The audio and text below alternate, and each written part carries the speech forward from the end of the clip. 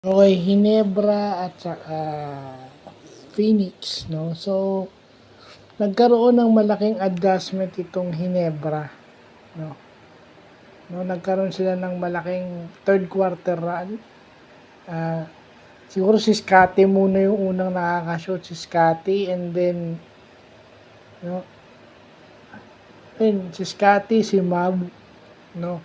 And then, nung na-injured ito si Donovan Smith, na-sprain siya saglit, no, pumasok si Japet, and Japet, clearly, yung sinasabi nga ni Dadin Kinito Henson, parang hindi na pumapasok hindi na sumusubok tumira ng inside points o hindi na pumapasok o dumadrive sa basket itong Phoenix. Kasi syempre, alam nila na wala na si Donovan Smith doon. Sumasusupalpal sila ni Japet. Kasi alam nila na sa lapas nito ni Donovan Smith, nahihirapan itong si Japet. And maganda. Gusto ko yung nakikita ko sa Hinebra ngayon kasi gumagamit sila ng players, no?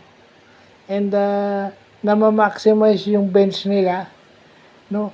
Nung nagkaroon nga sila ng 21-0 run, nakaupo si Brownlee. Brownlee only got 10 points, pero hindi na kailangan na maglaro ng mahaba ni Brownlee, gawa ng nung third quarter, komportable naman yung lamang nila. Maybe, just maybe, pine-preserve nila sa Eastern itong si Kabayan dahil Eastern daw, yung Hong Kong Eastern yung susunod na kalaban. Well, sa Phoenix naman, tatlong laro na ito yung pangatlong laro na nagkakaroon sila ng fourth quarter collapse. Dapat talo yung Hinebra. Pero magmula yung kalahati ng third quarter hanggang fourth quarter, nahihirapan na sila. Magmula nung na-injured o na-sprain, nagkaroon ng slight sprain, itong si Donovan Smith. Kasi magmula first half hanggang simula ng third quarter, sila comfortably ahead, no? Because of Donovan Smith. And then, yun na nga yun, naging factor din daw kasi si Scotty. Maraming ginawang play si Scotty rito, yung meron siyang isang play na 2 assists at saka 1 rebound. Naagawan niya, nanakawan nga niya ng bola ito si Smith from behind. Sabi ko sabihin,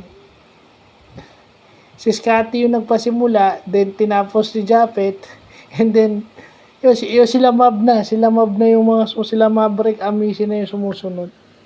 So, maganda yun na nagagamit ni Tim Cone yung kanyang bench.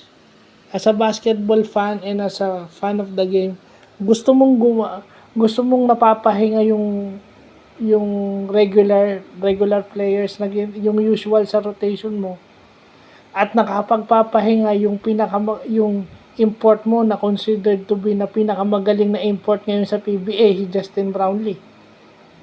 Dahil pati sa national team nagsisilbi yan. So, mas mabuti nakakapagpahinga si Brownlee and then lamang kayo. Sa akin yun yung gusto ko makita. Kasi dati sinasagad mo O ngayon, tsaka hindi, nakikita na natin yung value ni Troy Rosario sa Hinebra. Yung brilliant play nito ni Ron J. Abarrientos, di ba? Even si Pinto, nung ginamit, umiscore din. So, I wonder, dapat gumagamit ng ganun. Hahayaan yung mga player at ewan ko lang kung anong magiging adjustment nila kung Eastern yung kalaban. Kasi malaki ito si Donovan Smith, pero iba yung kalibre ng Eastern kesa sa Phoenix. So, tignan na lang natin yun. So, yun lang po.